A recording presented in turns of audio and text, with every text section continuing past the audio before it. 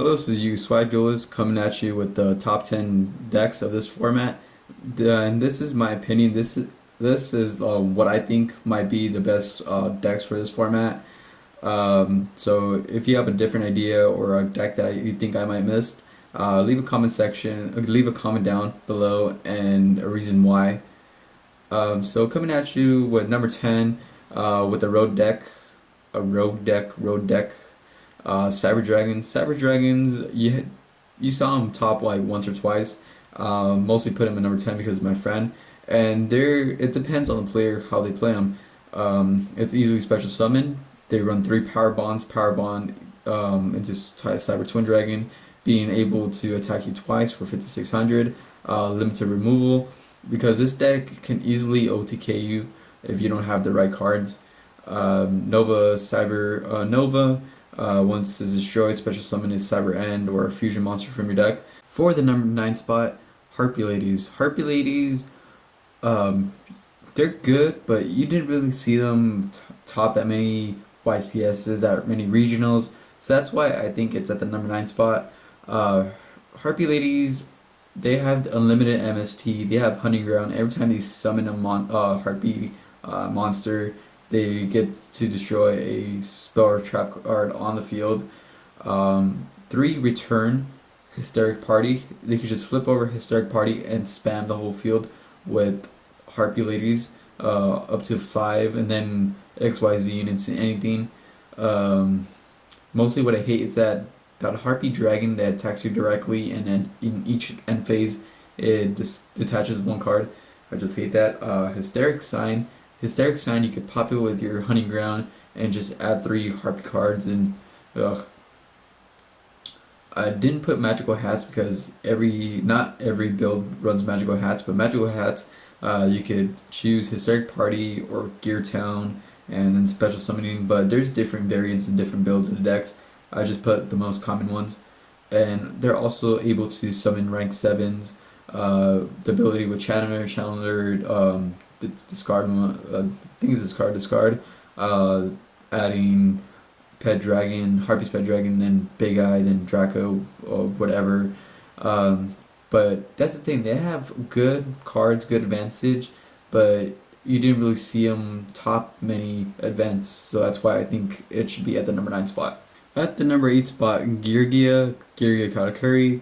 Gyrias are fast. They have 3 Yugioh gears. Yugioh gear, just summon 2 Gyrianos, and their ranks are higher. So next turn, or the same turn you activated it, XZ into Gear Giant X, and then go from there, and then go Secret Summon. Easy setup if you go first turn. Set Gear Armor. They spam real fast and able to summon rank 7s by overlaying 2 burritos or 2 berets, and then burrito and beret, when it's summoned, change a monster position and then special summon another machine or katakuri from the deck. So it's very fast and easily set up. For number 7, Fire Fist. Fire Fist did slow down with Wolfbark going to 1, and with Rekindling going to 1 as well. I mostly like the 4-axis build better than the 3.5 or the 3-axis build. But Fire Fist is still a deck. They still have the 3 Tinky. Bear can pop monsters. Gorilla can pop spells or trap. And it's very consistent. Bear really makes you go plus. The ability of going Bear, attack, if it inflicts damage, search another fire formation, and go off from there. And you still have that Wolfbark, summon that 1 Wolfbark, and then gain a Beast Warrior from your graveyard. And that's why it's number 7. Before, I thought Fire Fist was the main deck of the last format, but since Wolfbark got to 2 and Rekindling to 1, so yeah, the deck has slowed down, but I still think it's a high tier deck. The number 6 spot, Prophecies Spellbooks. I was never really a fan of Spellbooks, but they're kind of good. Fate is easily recyclable. It's consistent. World just blows up everything and adds 2 cards. And Prophecies have an extra draw with Tower. tower, then just draw an extra. And then before they used to rely on High Priestess and making Dracosac or a Big Eye. Now I've seen Prophecy decks without High Priestess and only rely on World. It mostly depends on the player how they like to run it. Spellbooks, I think they're easily shut down just by EEV or some card that just stops your opponent from drawing, um, stops your opponent activating spells. So number six, spellbooks. For number five, sorry. For fifth place, Heraldic Rulers. Heraldic Rulers, they have a fast OTK. They clean your opponent's field with Heraldic Dragon of Su and S-Set, just destroying your spells and your monsters.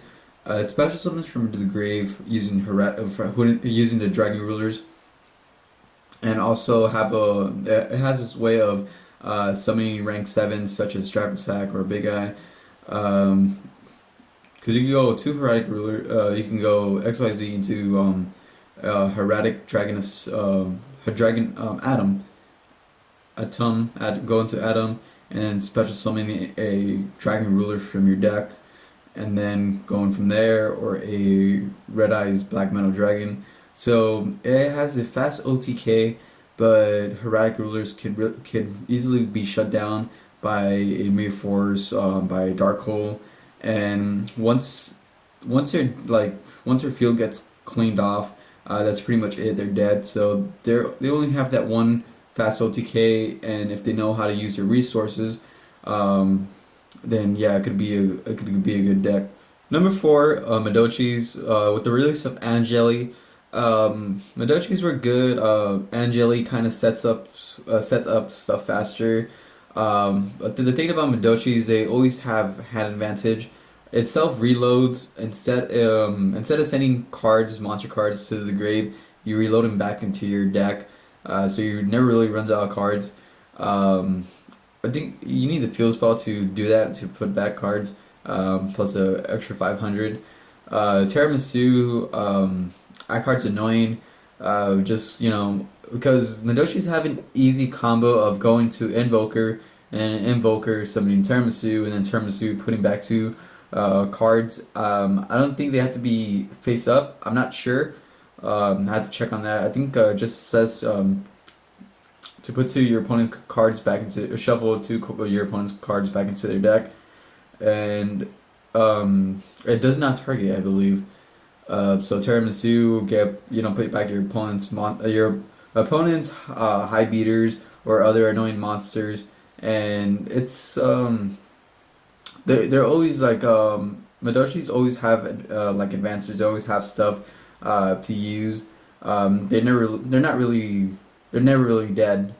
At number three, I see Mermels. Mermels, they didn't get hit too bad. They lost Gundy to 1, so you can only run 1 Gundy, but they still have lead and they still have 3 sphere.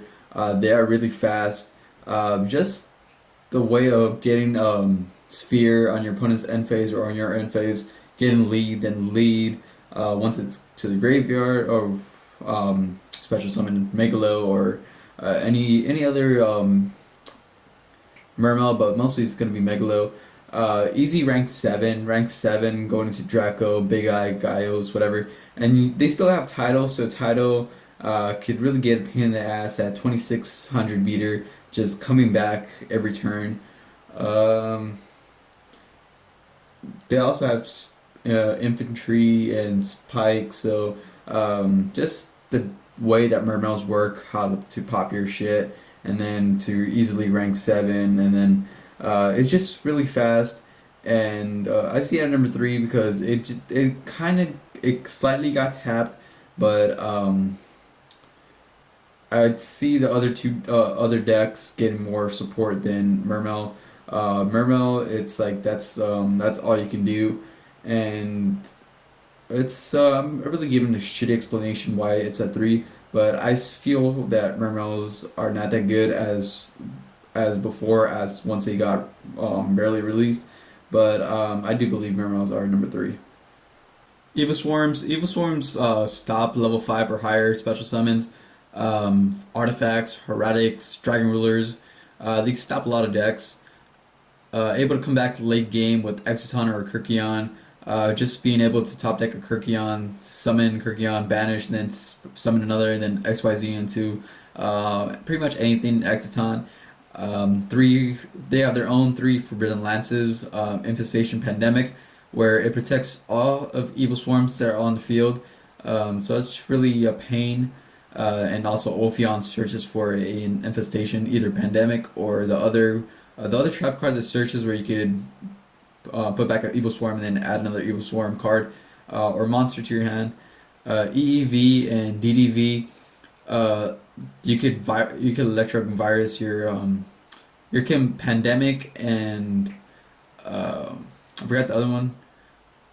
So you could stop your opponent from using spells or trap cards, and if they're running level like weak monsters like 15 or less, also use that against them. Key beetle locks such as Save Zone and Vanity's Emptiness. Key beetle by not targeting the safe zone, and then safe zone's not targeting him, so you can't get that key beetle off. Vanities also, if they run vanities, your opponent can't special summon as long as that vanity is on the field and talk with key beetle. Bahamid, evil swarms their own personal big guy. If you have an extra evil swarm in your hand, just discard and take control of your opponent's monster. So I see evil swarms pretty high as one of the top tier decks. I see Bujins now as the number one top tier deck. Now that fire and water got limited, they're not as strong as before. And Bujins are also getting more support in Primal Origins. Bujins, they have total field control. They cannot be targeted if they have Turtle in the Grave. They cannot be destroyed if they have Hair. They have 4 Honest, 1 Honest, and 3 Cranes. Yamato, searchable by Tinky. Yamato, Mizuchi, whatever, they're all searchable by Tinky. Coliseum. Most Bujin players just rely on Yamato, and that only gives your opponent to only normal summon 1 monster. So that's kind of like their own Vanity's Emptiness, where your opponent cannot XYZ or get rid of the Yamato, or as long as they have Kaiser Coliseum and only keep 1 monster. Plus, other decks run power up cards like Tenzin or Horn of the Phantom Beast, where it increases Beast warriors monsters such as Yamato, Megasuchi. It increases their attack. I have not heard of the new support yet, but Bujins, as right now, they have a lot of control, and I believe they are number one for the next format.